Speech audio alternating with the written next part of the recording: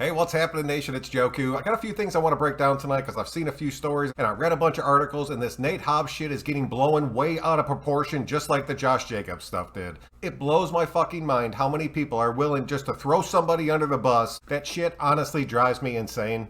But any kind of football news hits on a Monday, you're going to have every dipshit at ESPN and NFL Network shoving it down your fucking throat the entire day. But I'm telling y'all right now, this story is going to get buried. He did not get a breathalyzer. He did not get a blood test. As of right now, this man was detained for sleeping in his car. And the state of Nevada has some really loose laws when it comes to passing out in your car. That kid is not going to face punishment from the organization. He's not going to face punishment from the NFL. And he is definitely not going to miss any game time. If anything, it'll be a small little fine and a slap on the wrist just to kind of set the tone like something happened. And I don't know if he was drinking or not, and I don't know if he was just extremely tired, but sleeping in your car instead of going out and trying to fucking kill somebody on your way home is a decision that I would like to see everybody make. Alright, enough about that. Up next, it's Darren Waller. If he's at the walkthrough on Wednesday, his ass is going to end up playing Sunday. I am so jacked up that we're going to have him back for this Chargers game and the playoff push. All this shit is coming together at the exact right time. We are finally getting healthy and we are getting up to full strength, and this team is poised to make a huge push. Darren Waller back on this offense after Renfro and Zay Jones have both stepped up their games tremendously and really refined their rapport with Carr.